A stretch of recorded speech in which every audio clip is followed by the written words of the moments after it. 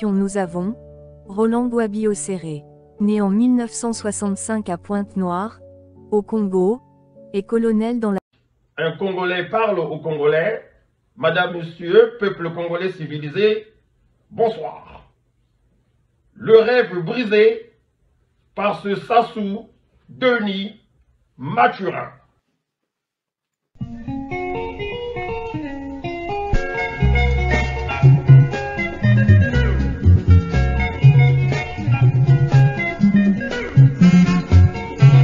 D'où venait-il finalement, ce type qui n'a aucune once d'affection pour le peuple congolais?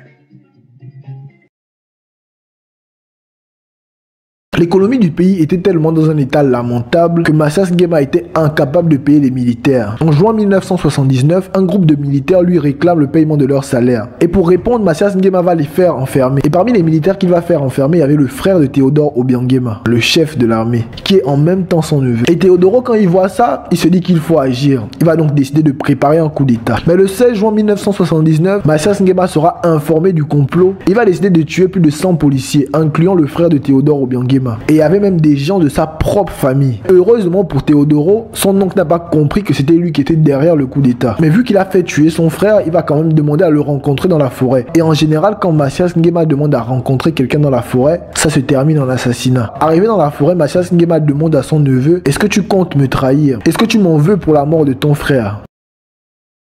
Un homme qui dans le pays est armé, a des troupes à sa disposition, est aujourd'hui auréolé d'une certaine réputation positive pour les uns, négative pour les autres, donc le général Serge Oboa, un homme puissant est en train de naître dans le pays. Il avait les moyens déjà. Maintenant, il est visible.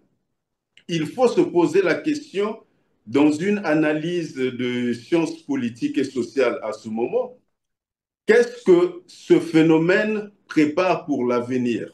Quand vous avez un homme comme ça qui fait irruption dans la société, qu'est-ce que ça prépare pour l'avenir? Faisons une lecture historique. En Guinée équatoriale, l'ancien président de la République, Mathias Nguema, l'oncle de l'actuel président Obiang Nguema, nomme Obiang Nguema chef d'état-major général.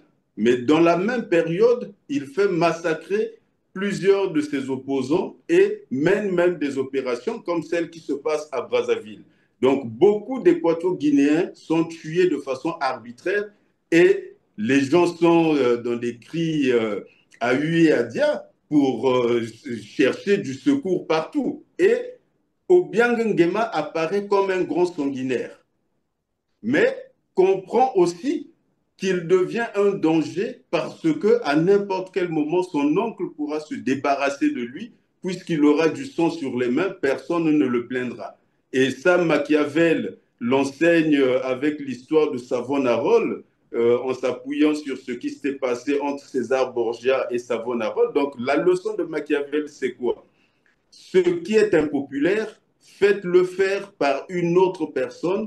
Comme ça, cette personne attire sur elle tout ce qu'il y a de négatif. Ensuite, quand vous vous débarrassez de cette personne, vous apparaissez comme un salvateur, mais vous réglez deux problèmes à la fois. Vous avez réglé le problème criminel, laissez-moi finir, vous avez réglé le problème criminel et vous vous êtes débarrassé en même temps d'un sanguinaire devenu impopulaire. Que fait Obiang Nguema? Il renverse son oncle avant que son oncle ne le sacrifie.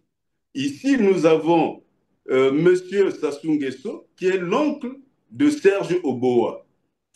Une course de vitesse va s'installer entre les deux parce qu'ils ne pourront pas survivre à cette situation, tous les deux. Il faudrait que l'un des deux puisse se débarrasser de l'autre. Donc, on ne sait pas, est-ce que le scénario se passera comme on a vu en Guinée équatoriale? Est-ce que c'est Sassou Nguesso qui va exécuter la leçon de Machiavel, donc se débarrasser de son neveu? Est-ce que ce neveu-là, avec la puissance qu'il a aujourd'hui, va se laisser faire? Voyons qu'au Gabon, son homologue a pris le pouvoir, au Niger, son homologue a pris le pouvoir, en Guinée, son homologue a pris le pouvoir. Donc, je me dis qu'il est possible que nous soyons là dans un épisode d'accélération de l'histoire.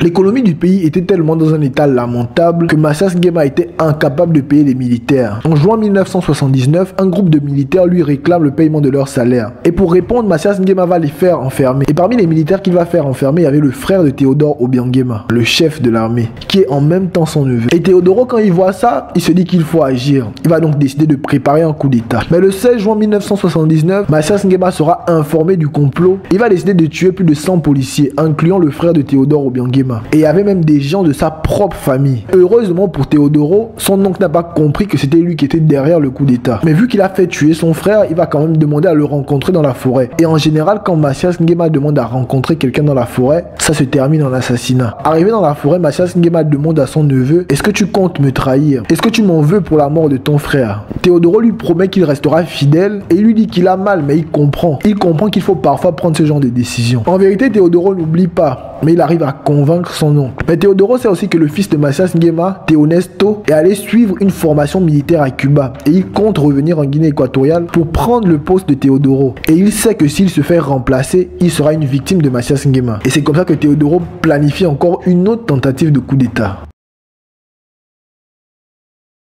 Théodoro fixe la date du coup d'état au 5 août 1979. Il va demander le soutien d'Omar Bongo, le président du Gabon. Omar Bongo va lui fournir quelques soldats. Il va également demander le soutien de l'Espagne, mais l'Espagne va demander à rester neutre. Il va envoyer sa femme et son fils Théodorine à Libreville le temps du coup d'état. Mais une fois de plus, Mathias Nguema sera tenu informé d'un autre coup d'état. Il faut vraiment dire que les militaires avaient énormément peur de lui. Et à chaque fois, il y avait quelqu'un qui allait lui dire qu'il y avait un coup d'état qui se préparait. Et à ce moment-là, Mathias Nguema va convoquer une fois de plus son neveu. Mais cette fois-ci, Théodoro va donner beaucoup d'excuses et va dire qu'il ne pourra pas se déplacer. Et le matin du 3 août, Théodoro commence le coup d'état avec ses hommes. Et le même jour, ils auront la même mise sur Malabo, la capitale. Et ils vont au passage libérer tous les prisonniers de Black Beat. Et vous imaginez, la plupart de ces prisonniers vont se ranger du côté de Théodoro pour faire tomber Mathias Nguema. Mathias Nguema va demander à ses soldats de Bata de contre-attaquer, mais la plupart vont se ranger du côté des putschistes. Le 5 août, les hommes de Théodore Obiang Nguema ont quasiment pris le contrôle de tout le pays, malgré les affrontements qui vont faire près de 400 morts. Officiellement, Mathias Nguema n'est plus le président de la Guinée équatoriale. Et le nouvel homme fort s'appelle Théodore Obiang Nguema Bazogo. Et l'Espagne, l'ancien pays colonisateur, va être le premier pays à reconnaître le nouveau gouvernement équato-guinéen. Et Mathias Nguema, lui, sera toujours en cavale, recherché par les putschistes. C'est seulement le 18 août qu'il sera capturé en forêt, alors qu'il tentait de fuir vers le Gabon. Il sera tout seul, complètement abandonné. Il sera emprisonné à la prison de Bata, attendant son procès. Et quelques jours après, des militaires seront arrêtés pour avoir tenté de faire un autre coup d'état pour remettre Mathias Nguema au pouvoir. Le 29 septembre 1979, le verdict tombe à 12h. Mathias Nguema est condamné à la peine de mort. Et il sera exécuté par des policiers marocains parce qu'aucun militaire équato-guinéen n'a accepté de le tuer.